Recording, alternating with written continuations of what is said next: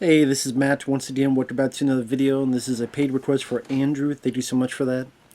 For those interested, requesting any type of videos, whether it be a topic, tier list, ranking, review, re-review, thought streams, commentaries, whatever the case may be, feel free to send it either directly to my PayPal. I do have a CashApp as well. Links are down below in the info box. It could be pretty much any type of video, random thought streams, commentaries, like I said, movie review, re-review, whatever the case may be.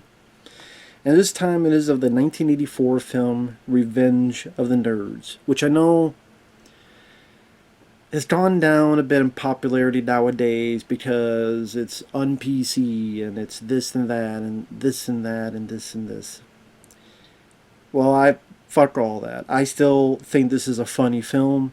I still think it's an enjoyable film. I still think it has a good cast of characters, pretty good cast of actors, and this film still made me laugh. I still chuckled throughout this film. The film still has a pretty good pace. I definitely think it's the best of the Revenge of the Nerds movies. When it came out, it was a nice surprise hit. Got 3 sequels, 1 in theaters, Nerds in Paradise. The others were more made for TV, made for cable, 3 and 4, which I don't remember anything about them other than being terrible. And then at one point they tried to do a TV show. There was an NBC pilot that was unaired, but if you got the DVD Revenge of the Nerds, that pilot was on there. And Robbie Rist actually played Booger. Yes, the voice of Mighty in the 1990, well, all 3 90s Ninja Turtle films, he voiced Mighty. That same Robbie Rist played Booger, so it's weird to see the character Booger, but I'm hearing Michelangelo's voice. Yes, I know he was Cousin Oliver in the Brady Bunch, but I didn't watch the Brady Bunch, so for me the reference is Ninja Turtles. So, but anyway, that's the pilot. Here, though, you have your 2 main characters, Robert Carradine and Anthony Edwards. You have the 2 of them going to college. Pretty soon after, these jocks accidentally burn their damn house down. So the coach, played by John Goodman, kind of forces the administration for his jocks and his players to get the creme de la creme of houses. So the freshmen are pushed out and they have to be in this gym. And then the select group that are left, that no house wants them, they decide to form their own group. And they're the outcasts. They're the people that are ostracized for being different or weird or nerdy. And whether that be our 2 leads, which I like those actors. I thought Robert Carradine and Anthony Edwards did a great job. I've liked him in other films too. Like Anthony Edwards, I always remember Miracle Mile. I think that's a pretty underrated movie. Of course, Top Gun he was in. Robert Carradine's been in a lot of films since way back in the day. I don't know why it popped in my head, him being the killer in Body Bags, the John Carpenter one at the gas station. But he's been in a lot of stuff. The other outcasts, you have Curtis Armstrong as Booger. I would say his most famous role. He would be in Better Off Dead with John Cusack. He would be in quite a few other films as either the sidekick or something to that effect. But this one, I liked his performance the most in this because it's pretty, in a weird way, downplayed. Like his reactions, very deadpan in certain situations. Why do you call you Booger? And he's like, it's this, but he's like over here like, I don't know. He has some of the funnier lines in the movie. He's definitely one of the better, funnier characters. You have the foreign student, Brian Tochi. Speaking of Ninja Turtles, now that I think of it, that's actually funny. Brian Tochi was the voice of Leonardo in all 3 90s Ninja Turtle films. So the voice of Leo is in the movie. The voice of Mighty is in the TV show. I didn't even think about that till now. My fucking mind is blown. Guess I should be happy Corey Feldman isn't in this. But I love Brian Tochi. He was also in some of the Police Academy movies. You have Larry B. Scott, which you get the idea that he's probably gay in the movie, but they never make fun of it. They never make fun of. They never play that up for laughs, for mock, or for mean spiritedness. Is you get the idea, and I didn't think there was anything mean spirited. Even the bit where they're doing the Greek games. It's, oh, we've made his javelin to help with his limp wristedness.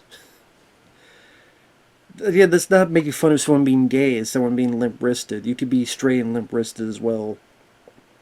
It's just so this character happens to be gay, but they don't.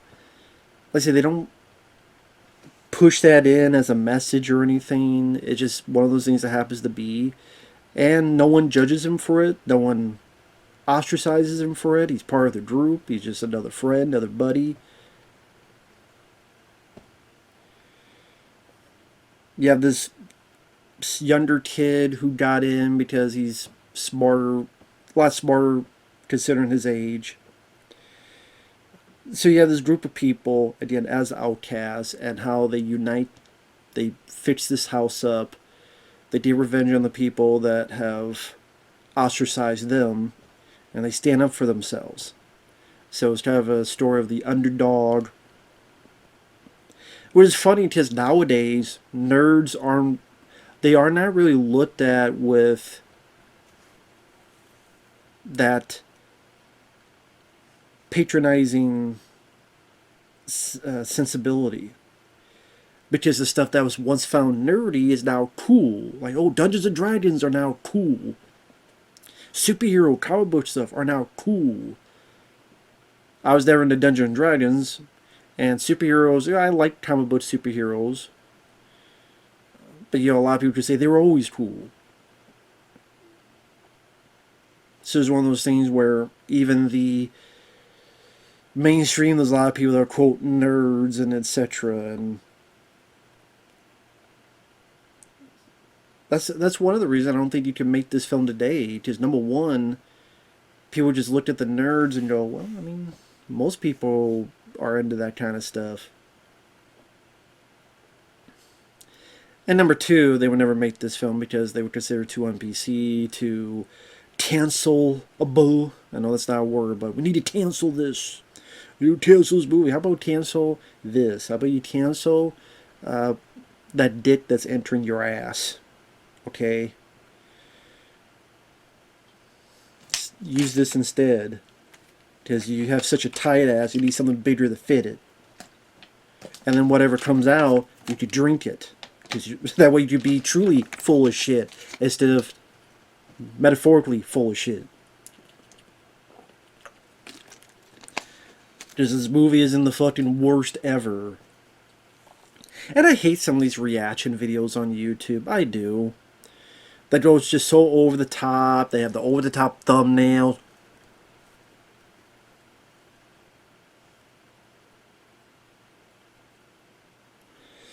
Especially these two dickwads. Otto Cruel. Whatever the hell is it? Otto Cruel.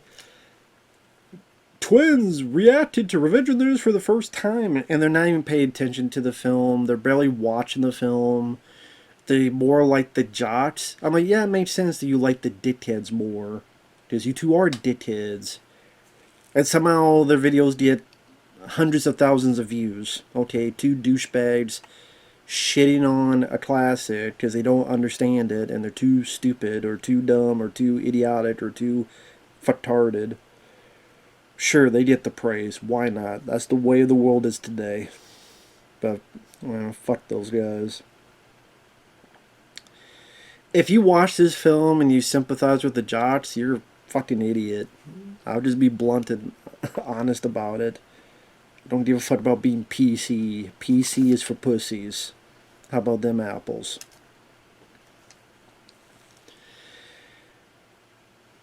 Some of the stuff, I like the opening song. It's very quirky type of song. And I would say I more like the music than the lyrics are quirky enough for what it is, but it's more like the music. like kind of, I don't want to say techno, but it's just a very unique song. It fits the film. James Cromwell as the father. You only see him at the beginning. I'm so used to seeing James Cromwell as more in more serious roles, like even in Babe and other stuff, the general's daughter, that it was a bit. I forgot he was in this. It was funny to see him play a more goofy character. All you college guys, all you care about is get laid. Wish I was going with you. And the other two are laughing about it. Donald Gibb, who's Van Damme's buddy in Bloodsport, he plays older nerds. Nerds! Great persona. I mean, I understand liking him, not the other jocks. I do, it may be on the nose, but I do like the fact that when they accidentally burn their house, the song is the roof, burning down the house. Burning down the house. Yeah, maybe on the nose, but I thought it fit for the film. And yeah, there's jokes in here that would be very un PC, but there's I still think they're funny. Like Brian Toshi not be able to say certain words. Like instead of a flush, he says a frush, and Booger's like, "What the hell's a frush?" I said, "What the fuck is a frush?" Or Anthony Edwards is trying to get lunch. Robert Carradine's there. Booger, Curtis Armstrong is there. And Curtis is like, "Well, that lady, did you get laid with her?" And he's like, "No, she's not that kind of girl." And he's like, "Why? Does she have a penis?"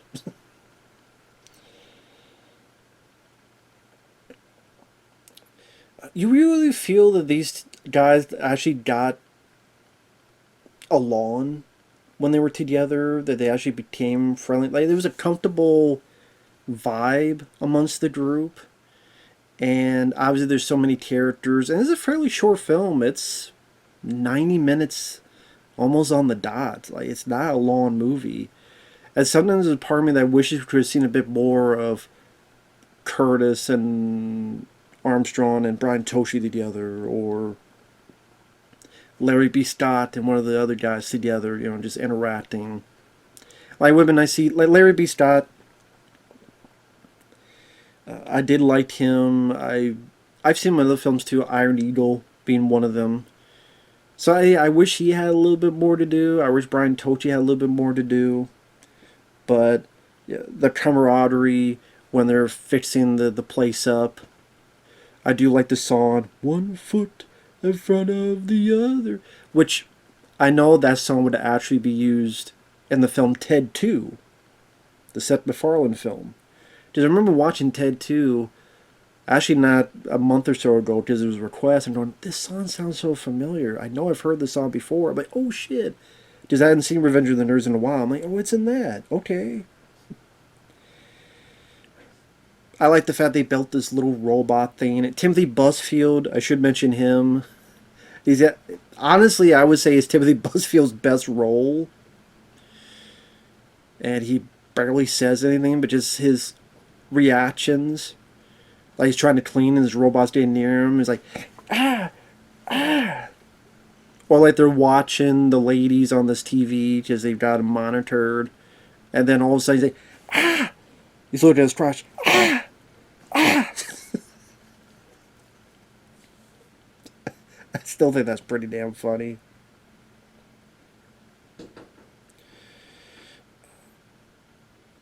They canned into a pledge, so they finally talked to Bernie Casey and his guys.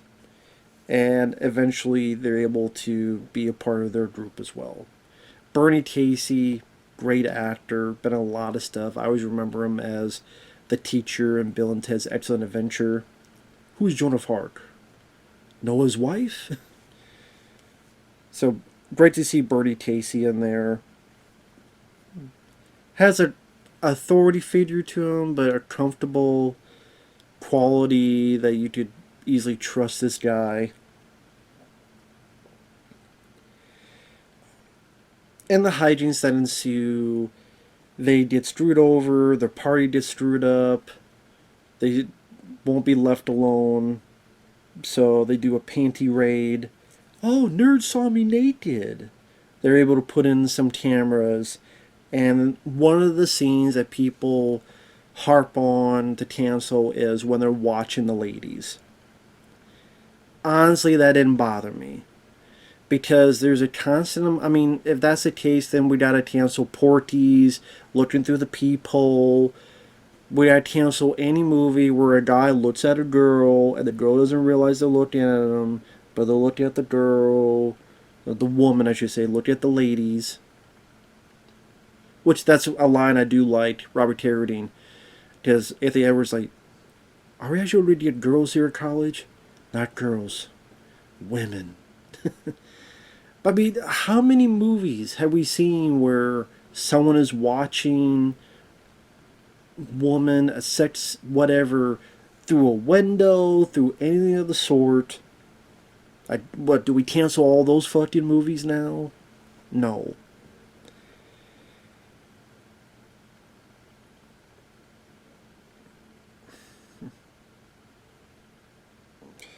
Anyway, that's just, hey, I'm a guy. So I could sympathize. And some funny lines. We got Bush. We got Bush. I still think it's rather funny. I still think it's rather entertaining. And I mean, it is R rated. Like, always forget that, of course, this is R rated because you get the nudity, you even got Bush. I think the sequel was PG-13 and felt much more sanitized. And I don't hate, but I don't think it's nearly as good as, or nearly as funny as the first one. Hell, the second one, the thing I remember most is the teaser because it was in front of Predator, the VHS tape, the CBS Fox VHS tape, because it was a teaser for that where they ripped off the teaser for Poltergeist 2. We're back. And there was like him, Curtis Armstrong, Timothy Busfield, I think one or two others. We're Visionaries 2, Nerds in Paradise, and then Older rips it, nerds, nerds. You can find it on YouTube. That also had the pickup artist, a Robert Downey Jr., Molly Ringwald movie trailer. Trust me, I watched Predator countless times on VHS, so I remember the trailers for it. But I think the women looked sexy, and I could relate, you know. I probably would watch as well, because I'm a guy. I think women are pretty. If a bunch of women wanted to watch me, I'd be happy as well. Without my knowledge, sure. Just tell me later. So I could maybe get a first-hand account of what you thought. Now, especially if they liked what they saw, please do.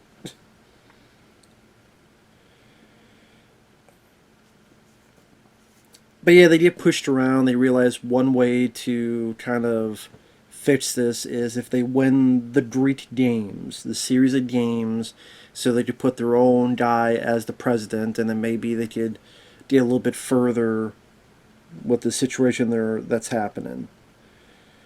And we see the games play out. And I always thought this is one of the fun bits in the movie of how they play the games out. So like, and they get their moments to shine. Brian Tochi with the tricycle biting. I like the music that they use as he's winning, and just how happy he is, just how excited he is.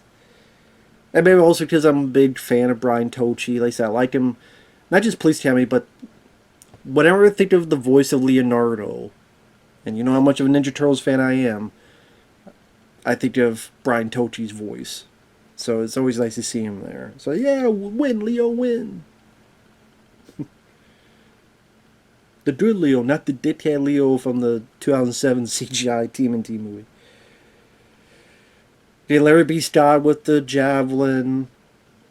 Booger, I do like the arm wrestling.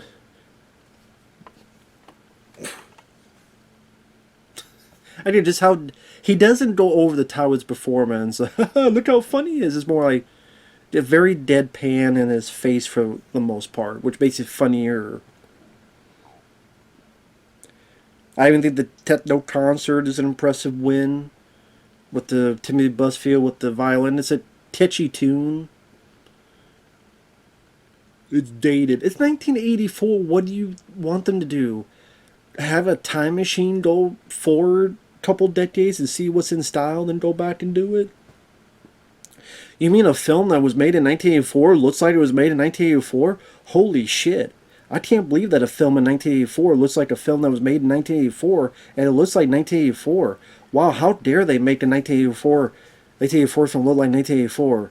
Man, the shit's for the birds. Fucking bullshit. The fuck. Now, yes, the one thing that's a bit sketchy, I will give you that, is the jock's, the head jock's girlfriend thinks she's with the guy, but it's really Robert Carradine with this mask and cape on. They have sex. He tells her, then she's, oh, that was great. How come it was so great? Well, I'm a nerd. All we think about is sex. And then she falls for him. So yes, you do say it's rape by deception. I get it. Even the director, the writers, Jeff Kanew, the director who worked with Anthony Edwards again on Gotcha, which that's a film I don't mind, Gotcha. But I know Jeff Kanew and they wish they had not put that in the film, and I can understand. I can agree. I can agree to that. I can understand that. That's one point I'm like, yeah, I get it. It's a bit weird watching it today, but at the same time, as harsh as it sounds, they're not trying to be mean-spirited about it. You say they're not as, I don't know, what's the phrase?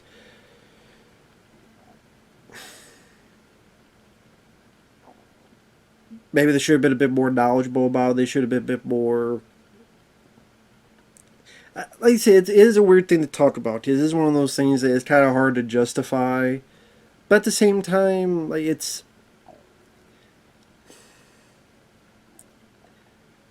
In the real world, yes, it's a bit fucked up. I mean, I can't justify it.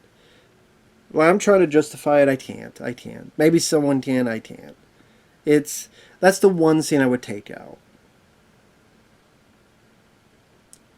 If it was he met her somewhere and maybe this is pushing it too, but locked the door. Hey, give me one chance. No. Hey, just give me one chance. Hey, if I suck, you can make fun of me, you do whatever you want, but just give me one chance. Fine, I'll give you one chance. And then he's so good, she falls for it. Then I think you could maybe work that around and it would be a bit more easy to swallow for people, so to speak. So again, I get it, but it didn't ruin the movie for me, is what I'm getting at. But the place gets wrecked. Anthony Edwards gives his big speech. I'm a nerd. I'm pretty proud of it. People get together. We have Queens, We Are the Champions playing, and everything's kind of big hurrah. Everything's going well. Which I didn't mind the way it ended. Because you had the finale with the games, so you had the physical stuff, the physical comedy, the burp, competition, all that stuff. That is, in a way, the big finale physically. The triumphant moment physically. And then you have this, speech of empowerment against the outcasts, against the people that are picked on, that are nerdy, that are different. Which, again, funny enough, is kind of, if you think about it, in power. I mean, Elon Musk. You could call Elon Musk a nerd, and look where he's at now. So, awkward nerd, too. So times have changed. Times have very much changed. I know at one point they were doing a remake of this film in I forget what year it was. It's from the director of this film called Fanboys. But I think what happened is they did film some of it, but apparently the dailies were so bad they just canceled the film. So there was footage filmed. I don't think they completed the film, but there was footage filmed. They were like they had the crew, they had the cast, they were making it, but again, apparently the dailies were so bad they're like, you're done. That'd be interesting, like to get that director and talk to him about what happened and what was the deal and all that jazz. So I guess even then, like I guess someone said, no, you can't remake Revenge of the Nerds. And not that we need a remake of Revenge of the Nerds. I'm just saying, especially today. Yeah, I don't think it would really work today. But for back then, it worked, and I still think it's a fun movie. I think it's entertaining because of the cast. The cast works well. Like I said, I wish we could have seen a bit more of some of the other guys like Larry B. Scott and Brian Tochi and stuff. But again, there's only so much time, and you gotta spend some time with the leads. You gotta spend some time with the jocks. John Goodman is fun as the coach. Great actor.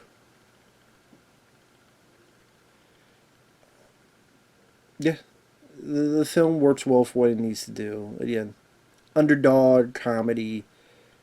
That is, it made a decent amount of money when it came out. It was a nice surprise hit, which again is why they got a sequel soon after.